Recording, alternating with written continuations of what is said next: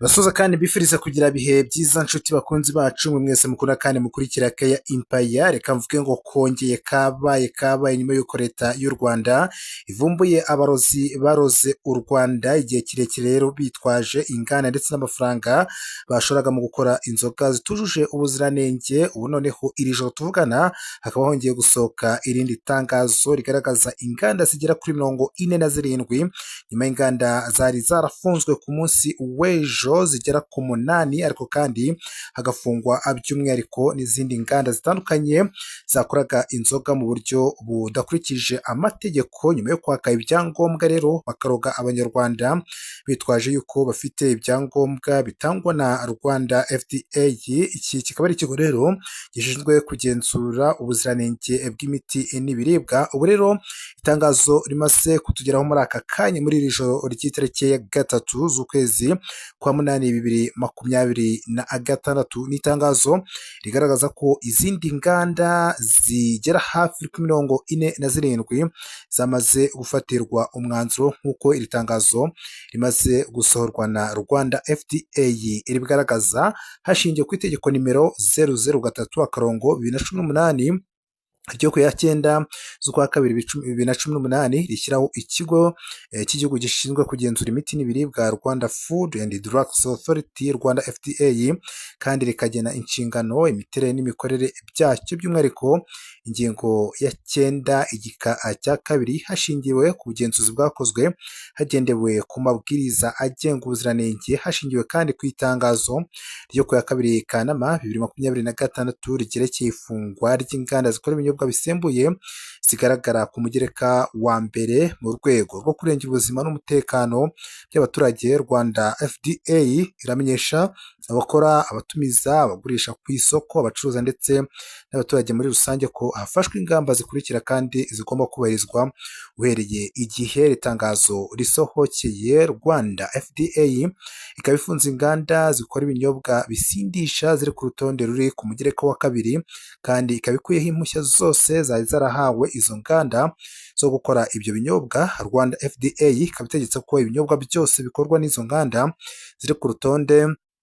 ruri ku mugereka wa 2 bikurwa ku isoko. Rwanda FDA ikaba itegetse abakora ibyo binyobwa guhita babikora ku isoko bakimara kubona iri tangazo. Rwanda FDA rero ikaba itegetse ko ba nyiri izo nganda guhita basaba abakwirakwiza ibyo binyobwa ku isoko ibi bikurikira: hari ugukusanya ibyo binyobwa ndetse no kubikura ku babiranguye, gusubiza ibinyobwa byose bisigaye ndetse n'ibyakusanijwe aho byakorewe. Abakora ibyo binyobwa bategetswe kugeza ku kigo cy'igihugu gishinzwe kugenzura imiti n'ibiribwa Rwanda FDA raporo y'igikorwa cyo kubikusanya mu gihe kitarenze iminsi 3 y'akazi uhereye igihe iri tangazo risohokeye. Abakwirakwiza n'abacuruza ibinyobwa biri ku mugereka wa 2 bategetswe guhita bahagarika kubikwirakwiza ndetse no kubigurisha, ndetse bagasubiza ibinyobwa bisigaye ku babibahaye, baba ababikwirakwiza cyangwa se ababikora. Kutubahiriza aya mabwiriza bizatuma hafatwa izindi ngamba ziteganywa n'amategeko n'amabwiriza abigenga. Rwanda FDA ikaba isaba abanywa ibi binyobwa biri ku mugereka wa 2 kwihagarika. Icyitonderwa: urutonde rw'izi nganda zizafatirwa ingamba ruzatangazwa mu gihe gikwiye uko ibikorwa byo kugenzura no kubahiriza amabwiriza igenda bikorwa. Mugereka rero wa 2 uriho urundi rutonde rw'inganda zikora ibinyobwa bisindisha zafunzwe n'ibinyobwa byazo bigomba gukurwa ku isoko. Uruganda rwa mbere ni urwitwa Yego Manufacturers Limited. Ibinyobwa rero rukora ni Gorilla Gin, Gorilla Coconut Flavored Gin, Rayon Vodka, Rayon Heart Rum. Hari kandi Kasesa Distillers and Distributors Limited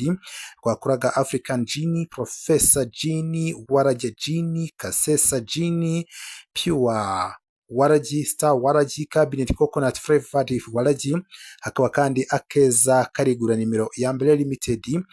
bakaba bakoraga ikinyobwa kizwi nka Karigura Banana Based Alcoholic Beverage. Hari Umuhigo Ryohera Limited, bakaba bakoraga ikinyobwa kizwi nk'umucyamo Ginger Flavored Alcoholic Drink. Integuro Banana Based Alcoholic Beverage. Hari kandi Rutsiro Honey Limited, bakoraga ikinyobwa cy'umunezero G&H Ginger Flavored Wine. hakaza kandi Ineza Ayurvedic Limited bakaba bakoraga Makamburu banana based alcoholic beverage, Meraneza ginger flavored alcoholic drink, hakaza kandi Indakamirwa Limited bakaba bakoraga Indakamirwa banana based alcoholic beverage, hakaza kandi Wishavura Gicumbi Limited bakoraga ikinyobwa kizwi nk'imararungu ginger flavored alcoholic drink, hakaza kandi Habata B Company Limited bakaba bakoraga ikinyobwa kizwi nka Karabukirwa ginger flavored alcoholic drink, hari kandi M&M Barrel Limited bakaba bakoraga ikinyobwa kizwi nka Kipenzi ginger flavored alcoholic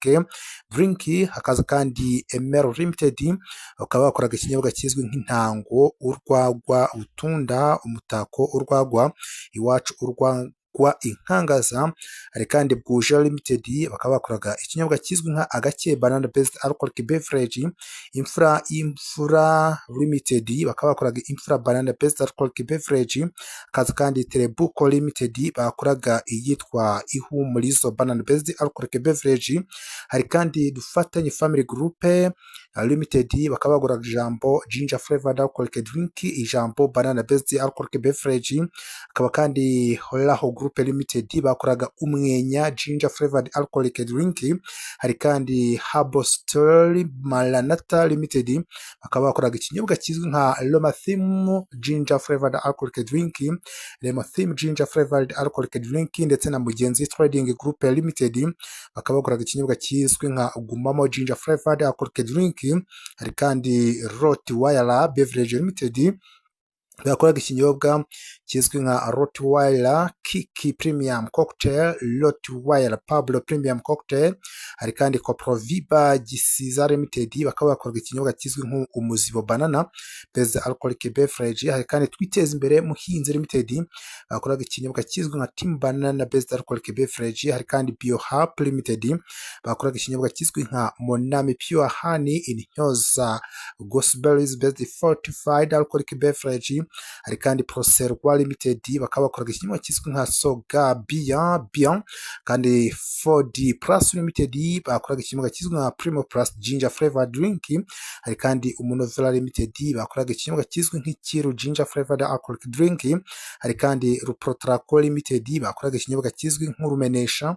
banana based alcoholic beverage, Umutuzo ginger flavored wine, akaba kandi hari Valem Company Limited bakoraga Umuhuza banana based alcoholic beverage, Umuhuza plant flavored alcoholic drink, akaza Urwagwa Ishema Limited bakoraga ikinyobwa kizwi nk'Ishema banana based alcoholic beverage, Ongera Ubumenyi Limited bakoraga ikinyobwa kizwi nk'Umucyo banana based alcoholic beverage, Iramiro ginger flavored alcoholic, Nezerwa banana based alcoholic beverage, kandi Itera Imbere Agribusiness Limited bakoraga ikinyobwa kizwi nka Glory banana based alcoholic beverage, haraza kandi Southern Province Investment Corporation bakoraga Ituro, Ikigage Rara ginger flavored alcoholic, kaza kandi Shua Group bakoraga Shua ginger flavored alcoholic, kaza Sakaza Fruit Processing Limited bakoraga Sakaza pineapple wine, kaza kandi Karengetsa Limited bakoraga Karahiye ginger flavored alcoholic drink, kaza kandi BV Food KAKC Consultants Limited bakoraga Mutalamu banana based alcoholic beverage, Icyerekezo cyiza Matimba Limited bakoraga Intakumirwa Iwacu ginger flavored alcoholic, hari kandi UWSS Limited Urwunge banana based alcoholic, Urwunge ginger flavored alcoholic drink, ndetse na Nice Processing Limited bakoraga Phenomena banana based alcoholic beverage, hakaza Forward Investment Group Limited bakoraga Ijambo Mubasha ginger flavored alcoholic drink, Mubasha pineapple wine, hakaza kandi Habi Ubuzima Bwiza Limited bakoraga Zahuka banana based alcoholic beverage, Inkurakura kandi ginger flavored alcoholic yakorwaga na UCH Limited, Uzima Daima bakoraga Raha banana based alcoholic beverage, Muhorake banana based alcoholic beverage, Masotera ginger flavored alcoholic drink, Start pineapple wine, hakaza kandi Nezerwa Project Limited yakoraga Ineza ginger flavored alcoholic drink, hakaza kandi Setraf Limited yakoraga Musanze Mind banana based alcoholic beverage, Musanze wine number 1 ginger flavored wine, hakaza kandi Solidarity Muchacha Limited bakoraga Umuchacha banana based alcoholic beverage, hakaza kandi Kauko Limited bakoraga Inkera banana based alcoholic beverage, hakaza kandi Bizoza Beverage CEO akadomo limited bakoraga Uvin banana based alcoholic beverage